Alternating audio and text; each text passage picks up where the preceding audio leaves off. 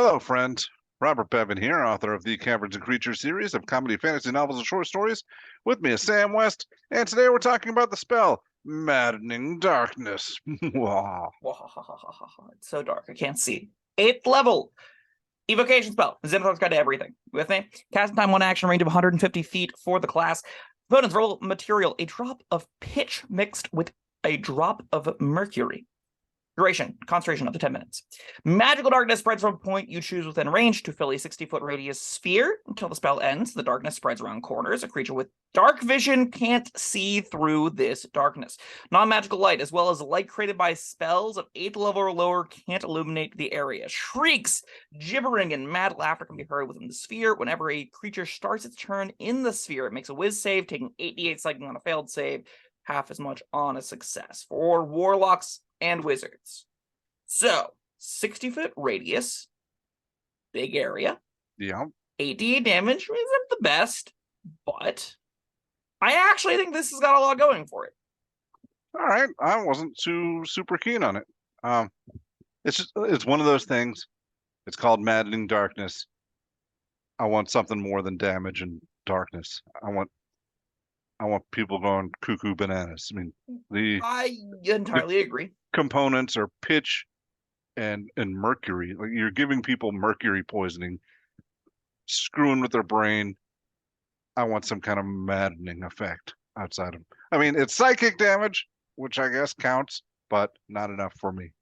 I definitely think this would have helped that if you fail a save, there's like a confusion style effect that would apply to you. I think a lot could have happened to help this feel a little bit more, psychedelic is the word I would want for something like Maddening Darkness. I would want things to be weird. I would want things to be a little bit horrific. Give me some Eldritch Horror stuff with this, right? Yeah, it's got the flavor. It just doesn't have any, practical. Yeah, you're getting a 60-foot area of 8d8 damage and heavy obscurity is basically what you're getting for this. It's better than I guess darkness is heavily obscured area, but it's pretty neat.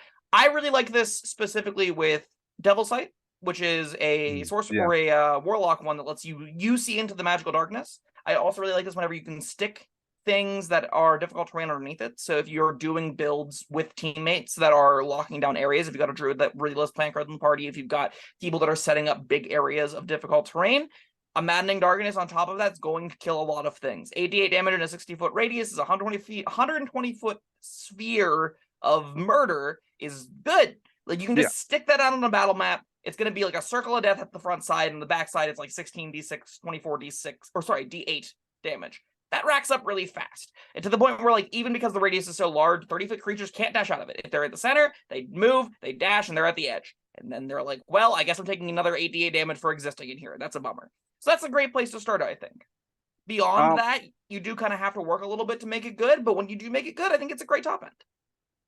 Also, it's got that concentration up to 10 minutes. Now, this, more than other spells, I'm confused with the benefit of 10 minutes is. It's not like you can't take this to the next fight in the dungeon.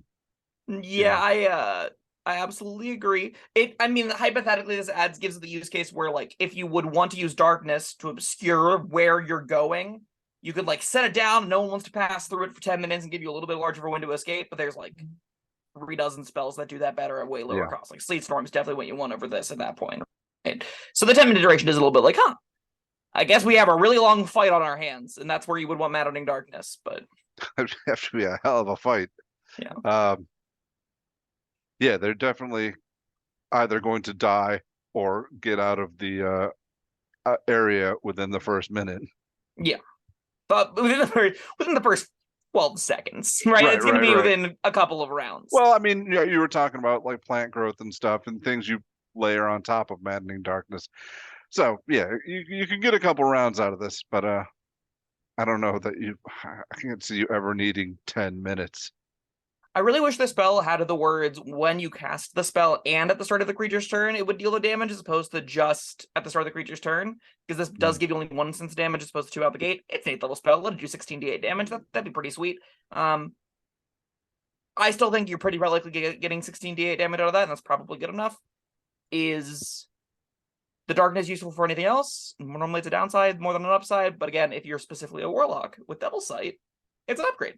Yeah, Is that the only thing that gives you super dark vision? There's a Shadow Sorcerers have an ability to create pools of darkness that only they specifically can see through. I do not believe that extends to this. So I think it literally is just Devil's Sight lets you see through it. So, which is a bit of a bummer. Blind Sight gets through it, right? Because Blind Sight, if you can find a way to get larger amounts of Blind Sight, this will work. Also, I think True Sight also can see through this. So, those are different ways that you can see into this. I could be wrong about the True Sight, honestly. I'm just guessing at this current moment. I haven't Googled it. But, there could be ways to synergize with this. I will say, this as a giant damaging area spell, a lot of times you'll have fighters and rogues and stuff shooting into it. That doesn't work in this. Things are going to move around in the giant, gibbering, mad, dark sphere, and no one's going to know where anything in it is. So that's, well, you're going to want to have rules is written, though, because there's the invisibility and darkness rules in this game, I'm learning more and more, are really stupid. In fact, I have to take back something I said. My attempt at the slightest defense of what were we talking about recently? You can do this. Branding Smite. Yes. If you go look at the comments under that video, it was pointed out to me that this, and I didn't believe it. I had to go look it up and verify it for myself. This is a Jeremy Crawford ruling. Oh, right. It becomes visible if it is invisible, which is not dispelling the invisibility, so it still has advantage on all the things. Yeah. That's nuts. It's the dumbest. I mean, it's baffling to me how dumb the rules for visibility are in this game. I mean, he had a chance. I mean, they're interpretable. Yeah, there's a thing called rules as intended. No, but I mean, Jeremy Crawford said, all right, this is how we intend it. And that's just so dumb. Yeah. What's the point? So, okay, I would say that ruling indicates that it being visible is supposed to be its own reward, which means you aren't given the space that it is occupying, would be how I would see contributing to that problem. Now, there are very large arguments that you can find all across the internet that talk about whether or not something that is you cannot see, the space of. I largely land on the side of, if it makes sense that you wouldn't know its exact location, you probably don't know its exact location, but you can hear exactly where it's moving, or you make a really good perception check, or you have any of the other things and factors that go into it, maybe you can triangulate exactly where you need to shoot into. But a lot of the time, in this you're not going to have case, an idea. In this case, you're not only darkening the area, but you're obscuring the sound too, with all the laughter and crap. Yeah, with shrieks, gibbering, and mad laughter. Yeah, you're shooting yourself in the foot. Little bit. I still think, again, when you would want to cast this would be situations where you're dealing with a large swath of creatures and you're at that space, I'm locking it down. And when I say locking it down, I mean killing everything that's small inside of it and doing large quantities of damage to one or two big things in it.